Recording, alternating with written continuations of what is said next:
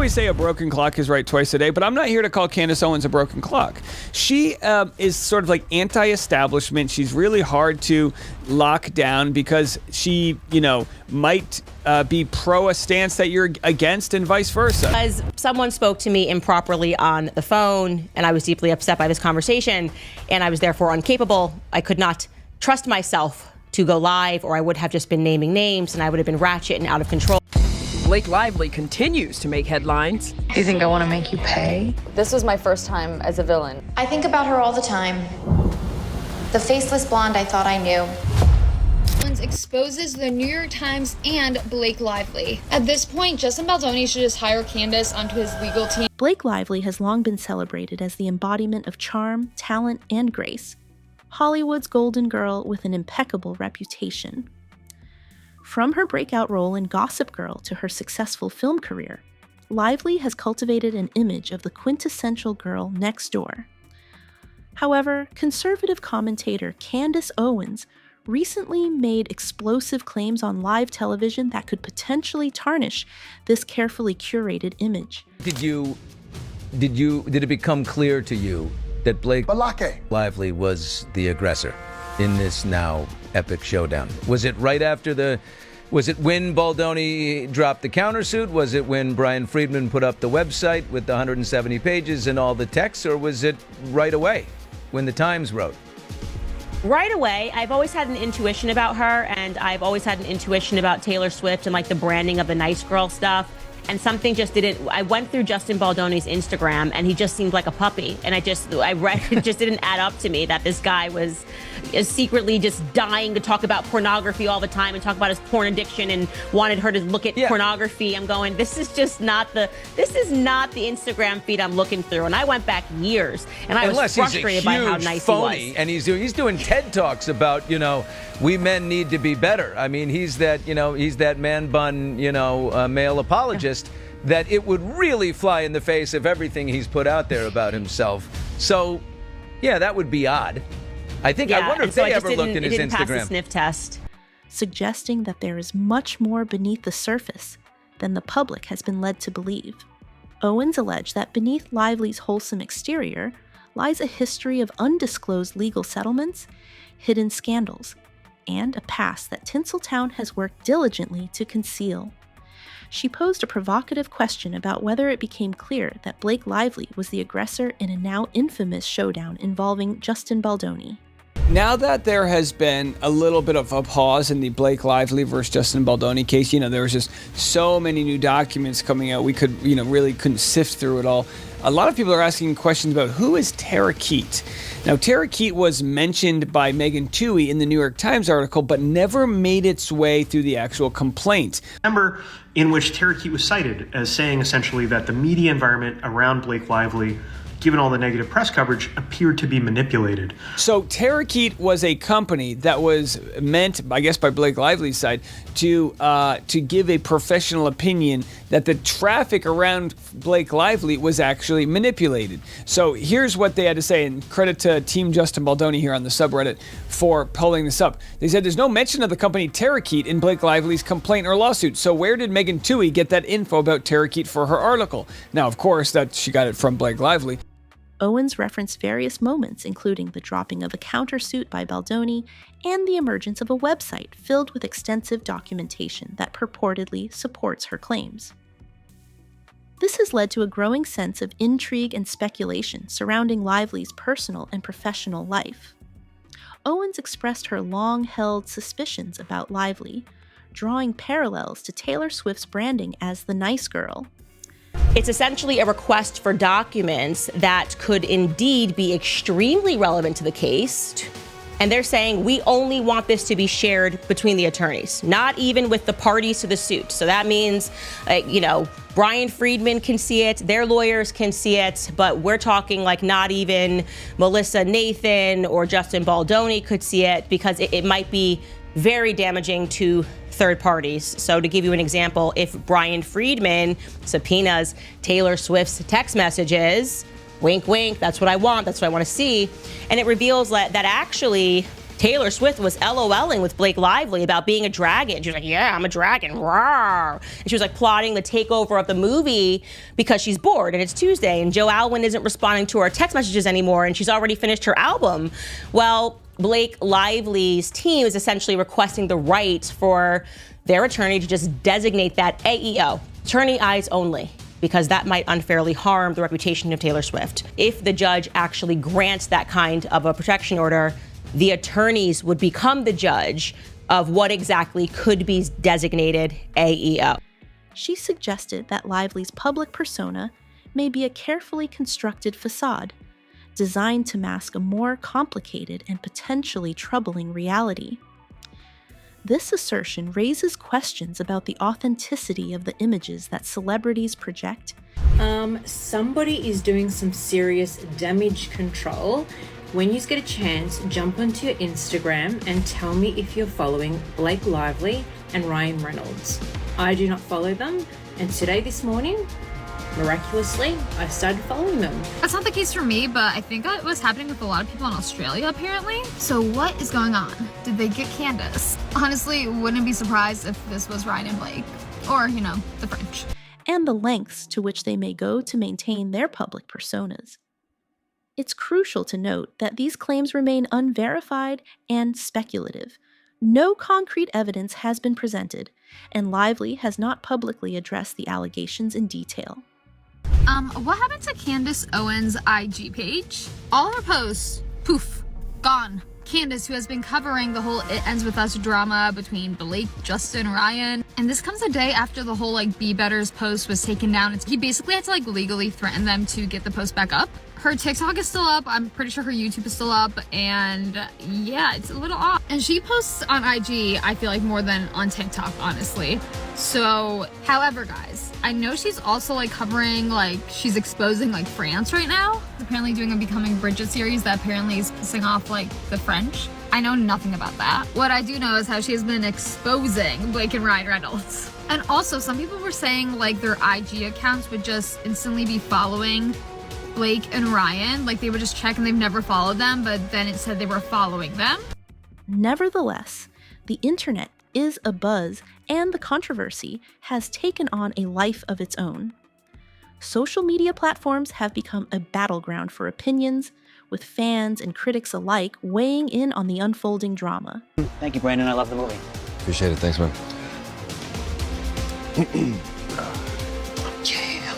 Oh, God. This is cool. It's not every day the husband gets to interview his wife's love interest in a film. It's kind of crazy. I don't remember seeing this on the sketch. Dive in, shall we? So I saw you posing a photo with Mrs. Reynolds, and I'm sorry, what do you call her? Do you guys have a nickname or something? Okay, no, just so it's Mrs. Okay. Anyway, I saw this photo. It was very suggestive. So I got it right here. I'm gonna get right to it.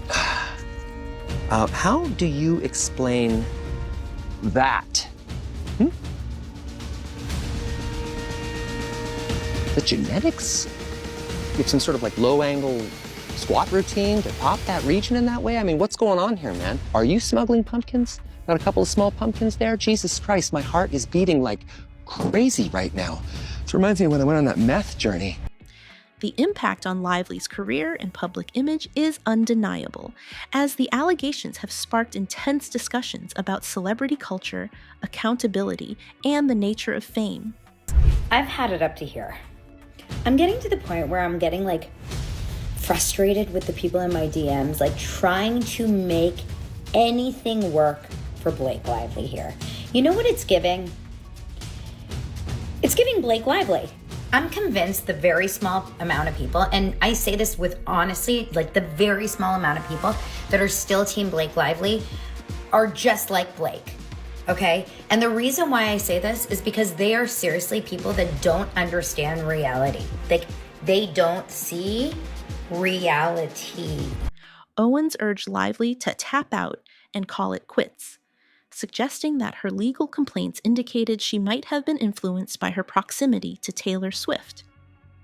This comment highlights the interconnectedness of celebrity relationships and how they can shape public perception. Because people are just not going to watch a movie with Blake Lively in it. And the rumors were that she felt that Blake Lively didn't do anything to dispel that. She didn't come out and make a statement. She didn't come out, with her heart in her hand or say anything. She just kind of allowed this movie to be like an innocent bystander to everything that went on with It Ends With Us. It Ends With Us, pardon. So leading up to this red carpet, all eyes were kind of on Blake. People were wondering if she was going to bring Ryan. I said, definitely not. That's not going to happen. Obviously, she's adjusting and she's realizing what a bad decision SNL was. People don't like Ryan Reynolds, especially. So she did show up alone. And when Anna Kendrick was asked about Blake Lively on the red carpet, she was a bit pithy, and I would say maybe trying to be funny, but definitely made a statement when she was asked about working with Blake. Take a listen. Anna, what does it mean to be working with Blake again? We're talking about you all. The idea that Lively could be influenced by another high-profile figure adds another layer of complexity to the narrative, suggesting that the dynamics of friendship and rivalry in Hollywood can have far-reaching consequences. Listen to me, Blake Lively. Tap out. Tap out. Call Uncle right now. Please take my advice. Narrator, she did not listen. She did not take my advice at all. I said that having read through Blake Lively's complaints, that it was evident to me that she was likely under the influence when she filed her complaint. Not under the influence of drugs, not under the influence of alcohol, but of the influence of proximity to Taylor Swift. Maybe one Eras tour too many had been attended by her and Ryan, and they were just feeling like they were Taylor Swift. I just recognized her brand of feminism, and I called that name. I said that before we even knew that Taylor Swift was somehow involved in this entire debacle, okay? As the legal battle between Lively and Baldoni unfolds, questions have arisen about Tara Keat, a company mentioned in a New York Times article, but not in Lively's complaint. Keat was reportedly involved in analyzing the media environment surrounding Lively. Yeah. And I knew a bit about her. I knew how she grew up. I knew that she kind of was one of these people. What tends to be the case is that when you grow up with everything, you create things out of nothing because you're looking for struggle in your life and you're used to getting whatever it is that you want. So I just kind of had her down to a prototype and said, I'm going to pump the brakes and see what happens. And then when Brian Friedman came back with the facts, they were just undeniable. You know, it was undeniable and it contextualized everything. And it really was quite horrific because you just go, what kind of a monster even goes through with this CRD filing and doesn't include the proper context of these things? Like, he showed me a pornographic video on the phone. Oh, you meant a birth video of his wife? Like, nobody's looking up live birth porn. And so it was monstrous what she did, and she's got to pay for it. Suggesting that negative press coverage was manipulated to protect her image. This raises further questions about the role of public relations in shaping narratives and the extent to which celebrities may go to control their public perception. The situation escalated dramatically, sending ripples through social media. Owens hinted at potential criminal allegations against Lively, promising to release documents soon that could substantiate her claims. On the Blake versus Justin front, who I am is a work in progress. Blake got the internet buzzing by making a false reference in her filing to Justin's 5 mistresses and 5 psychiatrists. Turns out that was apparently a sarcastic comment made by Justin's legal team as they complained about Blake's desperate search for evidence. Baldoni's lawyers are saying that this is all a fishing expedition and Lively's looking for things that don't exist. They made that comment in jest and potentially is causing Baldoni damage, so it's something that he's going to use. They're doing everything they can because this is a very nasty fight. This has only fueled speculation and intrigue as the public eagerly awaits any evidence that could either confirm or refute Owens' assertions.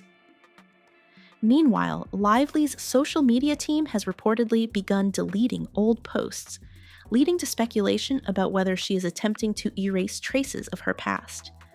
This action has sparked further debate about the ethics of managing one's online presence and the implications of trying to control a narrative that may be spiraling out of control. The proposed PO differs from this court's model PO primarily by adding the following: an attorney's eyes only category, which applies to confidential discovery material of such highly confidential and personal, sensitive, or proprietary nature that the revelation of such is likely to cause a competitive, business, commercial, financial, personal, or privacy injury. Specific examples of categories of discovery material that may qualify as confidential or AEO discovery information in a case of this nature, including, for example, previously non-disclosed information unique to the entertainment industry, such as, for example, creative ideas or client relationships or information of a personal or intimate nature in a case involving high-profile individuals and allegations of sexual harassment. Okay, so that's what they were alleging. As the drama unfolds, Lively faces intense trolling following the release of the trailer for her upcoming film, Another Simple Favor. What should have been a celebratory promotional period has turned into a challenge, with online critics flooding social media with negative comments. The backlash has made it difficult for the film's marketing team to generate positive buzz, putting its success at risk. The juxtaposition of a highly anticipated film release against the backdrop of a growing scandal creates a unique tension that could have lasting implications for Lively's career. That Perez Hilton, who has been covering this extensively, has a conflict of interest because apparently he was a client to Brian Friedman. But there's a little bit of dirt thrown on me here because I'm the only other person that gets mentioned. And I want to be clear. They said at least one of whom just so happens. So they're like kind of trying to signal like, oh, but Candace could be too. So let me clarify. I have never spoken to Brian Friedman in my life. And it hurts me deeply. As I said to you guys, like he and I are connected in the stars or something. Like, you know, he might be my brother from another mother. I've never spoken to Justin Baldoni. He's literally my cousin. Okay, so we're talking about a family that's been torn apart. We've never even met each other. We're a long lost family. So don't you try to put this little, ooh, maybe even other people, because then they mention me. And I'm not sure what argument they're making, because I'm not sure what argument they're ever making, because their entire lawsuit is just filled with contradictions. But they use my tweet and they say, late last night, which is what I said, I tweeted this, late last night while we all slept, Blake Lively and Ryan Reynolds filed a protective order. The guilty as sin couple is asking a judge to protect from the public some confidential documents and names that will be gathered in the discovery process. And then after they put my tweet, they write, predictably, the media outlets picked up the same narrative. Okay, yeah, but that's what you did. Like, what am I guilty of here? One of the most striking aspects of the controversy is the silence of Hollywood's elite. Typically, when a beloved celebrity faces backlash, colleagues and friends rally in support. However, in Lively's case, not a single A-list friend or co-star has come forward to defend her. This silence has led some to speculate about the implications of Lively's behavior. There's some real darkness. You're going to see what I mean. Of course, as the It Ends With Us legal war continues, there are challenges of promoting the film. It was just the best experience. The studio turned off comments on the movie's trailer after trolls slammed the poster on Insta, saying things like, did Ryan rewrite a scene? How's it going? Great. Why? What have you heard? The sequel opens in 9 days at the South by Southwest Film and TV Festival. The red carpet will not be live streamed, and it's unclear if Blake will do interviews at the festival or ever for the movie. Another PR crisis, new viral videos of celebs coming for Ryan. From the Jersey Shore cast, Ryan Reynolds was not great to us. He didn't want to be by us.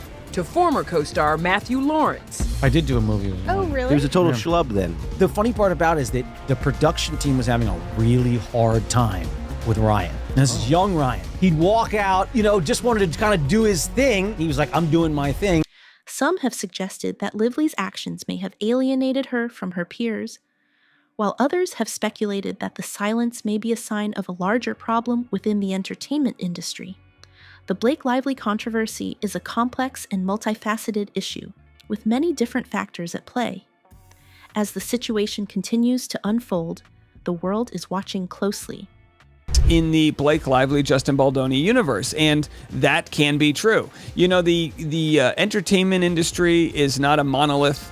The political world is not a monolith. It's not agree with all the left-leaning ideas or agree with all the right-leaning. You can be a free speech absolutist who wants universal health care. The Bernie Sanders to Trump pipeline is real, no matter what people want to say. That is a path a lot of people took that want an anti-established person, and that's why Candace Owens is popular. There's been a lot of people on the left that have agreed with Candace Owens here. There has been a fear and possibly a shame by a lot of people that she is going to switch their opinions. Like all of a sudden, just because you agree with Candace Owens. Will Lively be able to clear her name, or will this mark the downfall of one of Hollywood's most cherished figures? The stakes are high and the outcome remains uncertain. The unfolding drama serves as a reminder of the precarious nature of fame and the challenges that come with living in the public eye. We're kind of used to seeing, and pardon my language here, but we're very used to seeing like a bitchy Blake, right? She's very unkind to reporters, and genuinely I think that there's just a lack of a better word there. She seems to hate the press junkets over the years. She barely seems to enjoy her fans. She kind of thinks that she's above her fans, thinks she's above the press, and is just always rude, right? But throughout these last two public appearances, since everything has kind of been falling apart for her and Ryan, she does seem, and I will agree, admittedly very uncomfortable. And I said that immediately when she was on the red carpet with Ryan. He didn't, obviously, because he is, I think, just a narcissist to his core. But, you know, they chose to walk the red carpet, and he was kind of pointing at her and wanting the cameras to capture him and her. And then he notoriously, now we know, wrote another line into that script to sort of mock the circumstances of everything that was going on. But when you zoomed in on her face in that moment and you saw Kevin Costner kind of looking down in that SNL moment, she doesn't look comfortable. She doesn't. She looks anxious. She looks like she doesn't really want to be out in public when she knows that the public does not like her. What happens in the third one? No, I'm joking. Capri and Rome, honestly. So Paul, we really wanted to make this second movie, and I was like, Paul, he wanted to shoot in Capri, and I was like, that sounds amazing, but it's very expensive, and let's just, shoot in Connecticut. That's where the first one took place. I didn't understand why it needed to be Capri, and now I want to live there. I love it so much. They serve you ice cream and lemons, and it's just magical. They sell hats. That crazy, beautiful hat was just a hat in a store. Humans buy that. And I'll also add to that, she's definitely rambling and you can sense she's uncomfortable and a lot of hand movements, but I'll also add that even when you see her walking the red carpet, she's suddenly very nice to fans. It's a totally different Blake Lively, and she just seems so grateful for every fan that's coming up to her and asking for a picture and like a hug. As we await further developments, one thing is clear. The conversation surrounding Blake Lively is far from over.